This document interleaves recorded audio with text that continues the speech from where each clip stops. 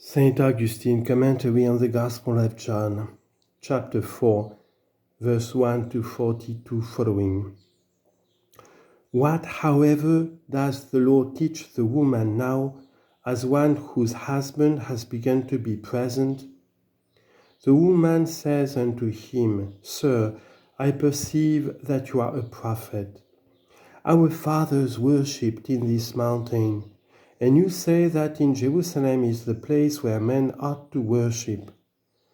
Jesus says unto her, Woman, believe me, for the church will come, as it is said in the Song of Songs, will come and will pass over from the beginning of faith.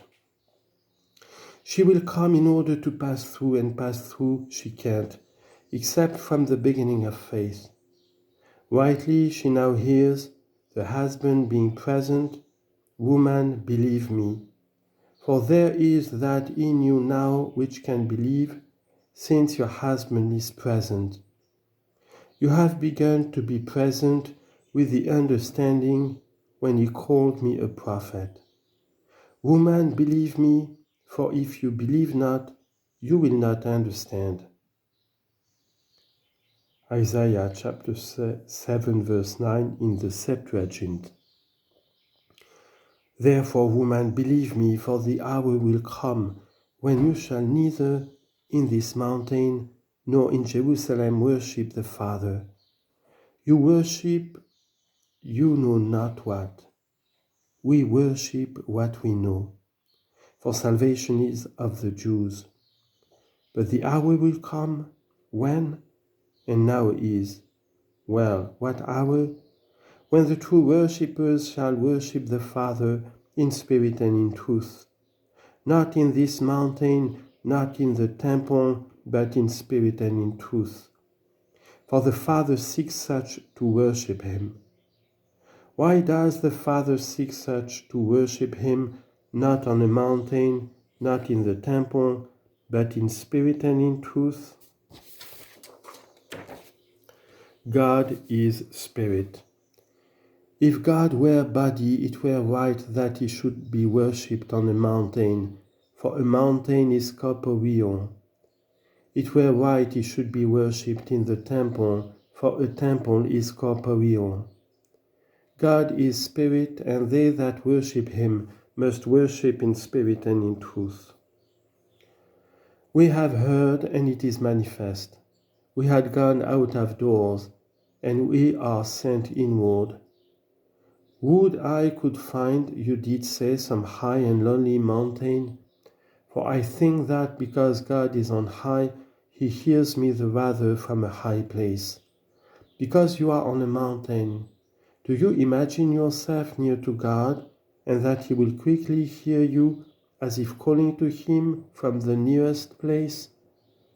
He dwells on high, but regards the lowly. The Lord is near. To whom?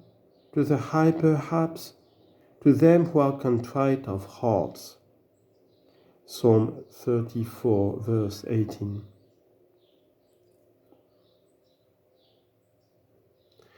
It's a wonderful thing. He dwells on high and yet is near to the lowly. He has regard to lowly things, but lofty things he knows from afar. Psalm 138, verse 6. He sees the proud afar off, and he is the less near to them the higher they appear to themselves to be.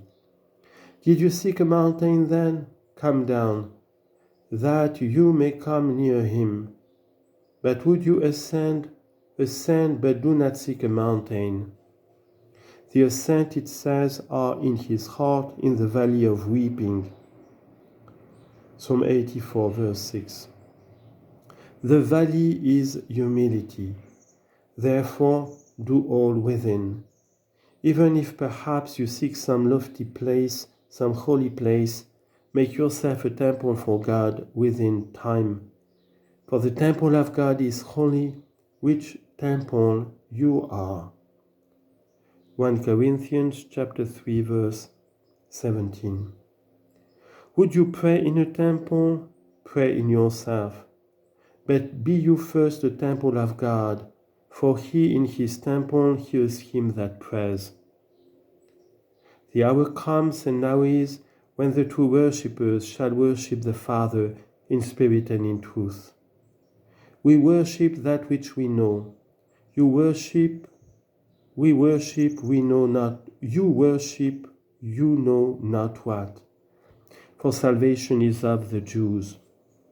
A great thing has he attributed to the Jews, but do not understand him to meet those spurious Jews.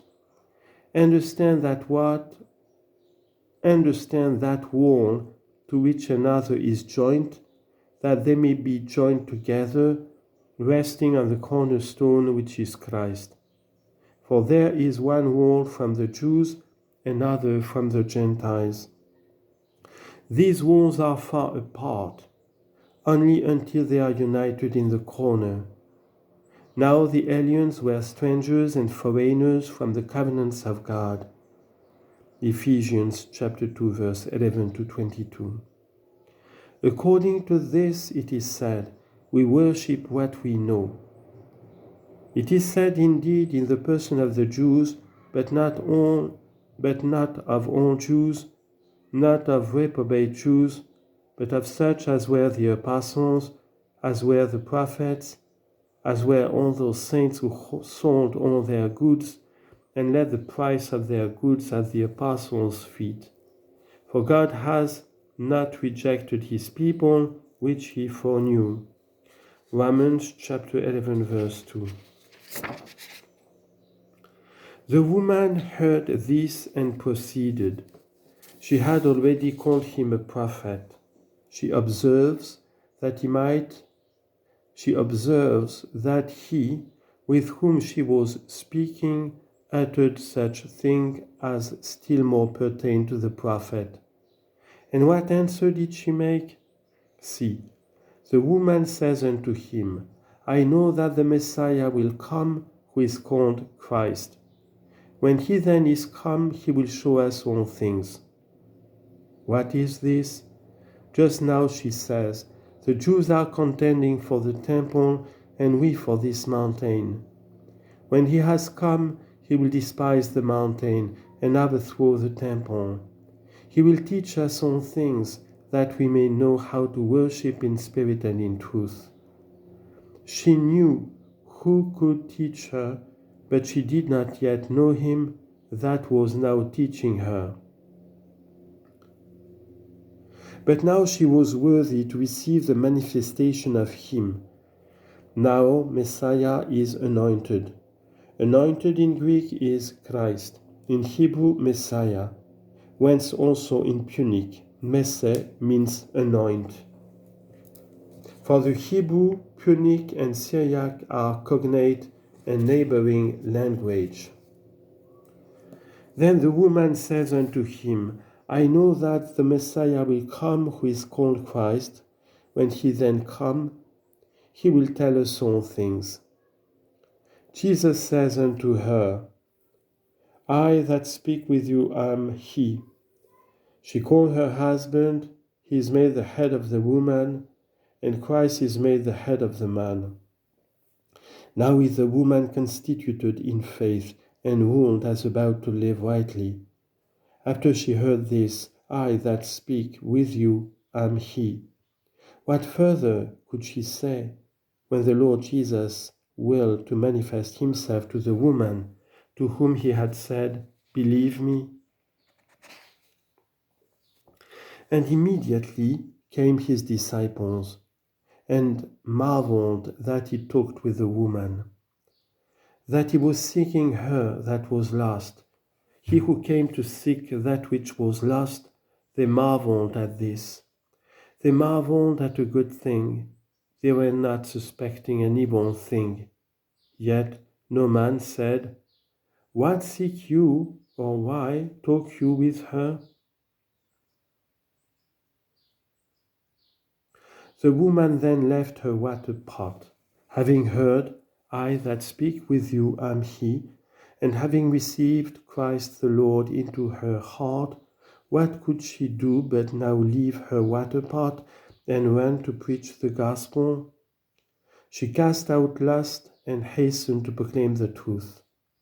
Let them who would preach the gospel learn, let them throw away their water pot at the well. You remembered what I said before of the water pot. It was a vessel with which the water was drawn, called hudria from its Greek name, because water is hudor in Greek, just as if it were called aquarium from the Latin. She threw away her water pot then, which was no longer of use, but a burden to her. Such was her avidity to be satisfied with that water. Throwing her burden away, to make known Christ, she ran to the city and says to those men, "Come and see a man that told me all things that ever I did." Step by step, lest those men should get angry and indignant and should persecute her. Is this Christ? Then they went out of the city and came to him.